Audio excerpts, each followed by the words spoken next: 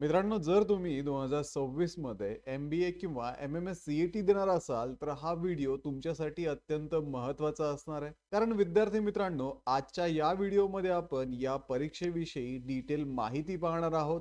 ज्यामध्ये या परीक्षेचा डिटेल एलिजिबिलिटी क्रायटेरिया असेल, त्यासोबतच विद्यार्थी मित्रांनो, या परीक्षेच्या इम्पॉर्टंट डेट्स असतील, ॲप्लिकेशन फी असेल, एक्झामचा पॅटर्न, सेक्शन वाईज असणारा सिलेबस, त्यानंतर तुमचे हॉल तिकीट कधी जनरेट होतील आणि कुठले नियम ही परीक्षा देत असताना तुम्ही पाळायला हवेत, या गोष्टी सुद्धा आपण आजच्या व्हिडिओमध्ये डिस्कस करणार आहोत. तर हॅलो विद्यार्थी मित्रांनो, मी तुमचा एज्युकेटर अरविंद आणि तुमचं स्वागत आहे ग्लोबल ऑनलाईन मध्ये. मित्रांनो, महाराष्ट्र MBA किंवा MMS CET साठी असणारी जी लाईव्ह बॅच आहे ती ग्लोबल ऑनलाईन मध्ये 22 डिसेंबर पासून सुरू होत आहे. या बॅच मध्ये तुम्हाला डेली लाईव्ह क्लासेस दिले जातील. इन केस तुम्ही जर वर्किंग असाल आणि तुम्हाला डेली लाईव्ह क्लासेस अटेंड करणं पॉसिबल नसेल, तर त्याच लेक्चरच्या रेकॉर्डिंग सुद्धा इथे अवेलेबल असतात. संपूर्ण अभ्यासक्रमाच्या अपडेटेड नोट्स असतील, ऑनलाईन एक्झामची प्रॅक्टिस करण्यासाठी तुम्हाला या बॅच मध्ये फ्री मॉक टेस्ट दिल्या जातील. तसेच विद्यार्थी मित्रांनो,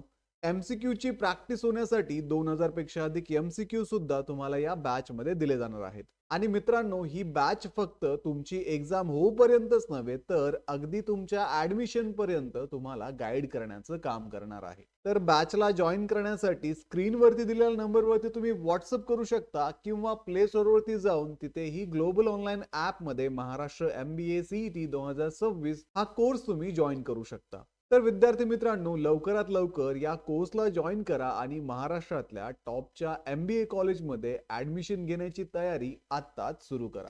तर सर्वात सुरुवातीला मित्रांनो, आपण या परीक्षेविषयी डिटेल माहिती पाहूयात. तर मित्रांनो, ही जी परीक्षा आहे ती महाराष्ट्र CET सेल घेते आणि या परीक्षेच्या माध्यमातून तुम्ही MBA किंवा MMS ला ऍडमिशन घेऊ शकता. आणि या परीक्षेचा जो स्कोर आहे तो कॅप राऊंडच्या प्रोसेस मध्ये वापरला जातो आणि त्याच स्कोरच्या बेसिसवरती तुम्हाला MBA कॉलेजमध्ये ऍडमिशन मिळतं. तर विद्यार्थी मित्रांनो, या कॅप प्रोसेसच्या माध्यमातून तुम्ही महाराष्ट्रातील गव्हर्नमेंट एडेड युनिव्हर्सिटी आणि अनएडेड इन्स्टिट्यूशन मध्ये MBA साठी किंवा MMS साठी ऍडमिशन घेऊ शकता. ही परीक्षा कंडक्ट करणे, या परीक्षेचा रिझल्ट जनरेट करणे आणि कॅप राऊंडची प्रोसेस करणे, या सर्व जबाबदाऱ्या CET सेल पार पाडते. त्यामुळे अगदी रजिस्ट्रेशन पासून तर तुमच्या ऍडमिशन पर्यंत CET सेल सर्व काही प्रोसेस करते. आता विद्यार्थी मित्रांनो, जर आपण या परीक्षेचा एलिजिबिलिटी क्रायटेरिया पाहिला तर कमीत कमी 3 इयर बॅचलर्स डिग्री तुमच्याकडे असायला हवी. ती कुठल्याही डिसिप्लिनची असू द्यात.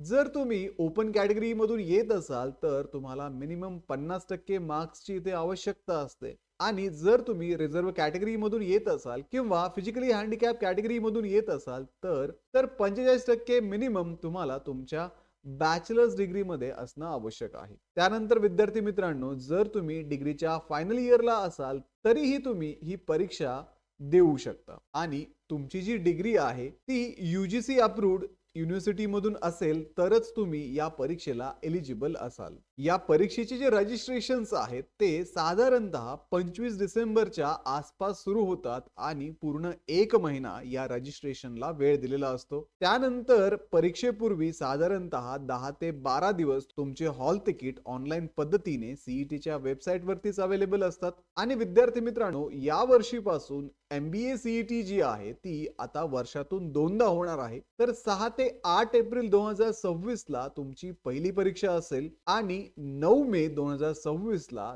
दुसरी MBA CET असणार आहे. तर या दोन्हीही परीक्षा तुम्ही देऊ शकता आणि ज्या परीक्षेमध्ये तुमचा स्कोर चांगला असेल त्या परीक्षेचे मार्क्स इथे कन्सिडर केले जातात. आणि परीक्षा झाल्यानंतर विद्यार्थी मित्रांनो, साधारणतः 1 ते 1.5 महिन्यामध्ये तुमचा रिझल्ट जो आहे तो डिक्लेअर केला जातो आणि त्यानंतर साधारणतः महिनाभरामध्ये तुमची ऍडमिशनची प्रोसेस सुरू होते. आता विद्यार्थी मित्रांनो, जर तुम्ही या CET ला अप्लाय करत असाल आणि तुम्ही जर ओपन OMS किंवा जम्मू अँड काश्मीर मधून येत असाल तर तुम्हाला 1200 रुपये फीज असणार आहे. जर तुम्ही रिझर्व्ह कॅटेगरी मध्ये असाल, EWS मधून असाल किंवा फिजिकली हँडिकॅप कॅटेगरी मधून येत असाल तर तुम्हाला 1000 रुपये ऑनलाईन पद्धतीने ही फीज रजिस्ट्रेशनच्या वेळेस पे करावी लागेल आणि ही फीज जी आहे ती नॉन रिफंडेबल आहे. पुढे विद्यार्थी मित्रांनो, या परीक्षेचा आपण जर मोड पाहिला तर तो ऑनलाईन पद्धतीचा आहे.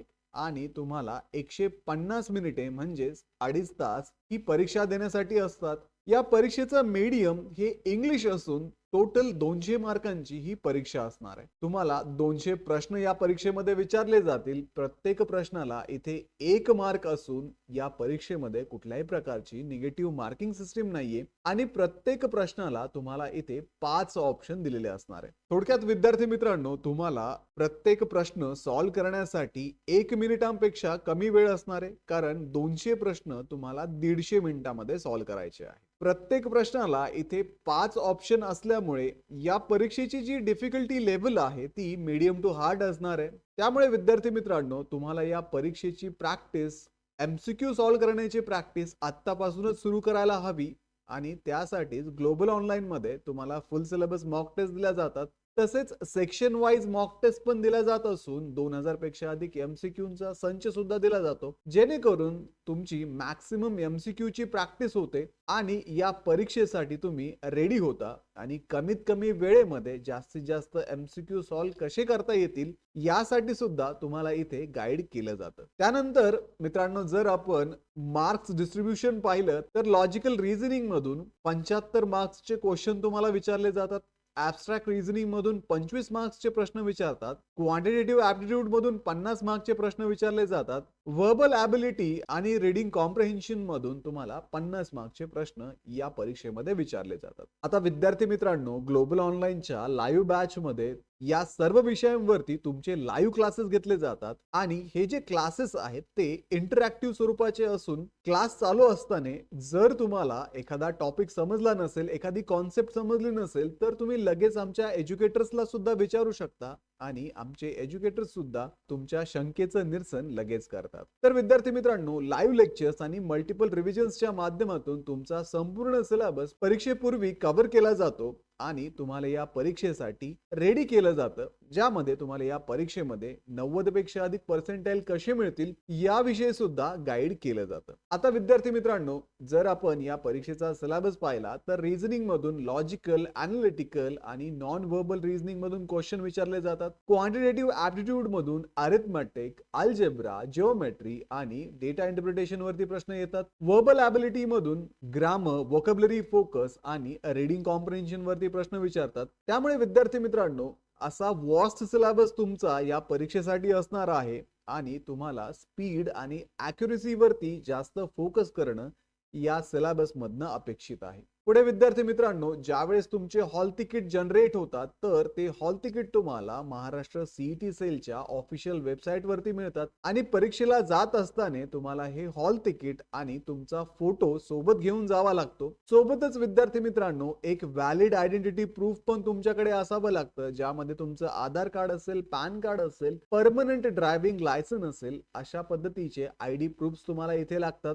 सगळ्यात महत्त्वाची गोष्ट म्हणजे आयडी प्रूफ वरती असणारं तुमचं नाव आणि हॉल तिकीट वरती तुमचं असणारं नाव हे मॅच व्हायला हवं, जेणेकरून तुम्हाला या परीक्षेमध्ये कुठल्याही प्रकारची अडचण येत नाही. आता ज्यावेळेस तुमची परीक्षा असेल त्यावेळेस तुम्हाला परीक्षा सेंटर वरती रिपोर्टिंग टाइम पूर्वी पोहोचायचंय.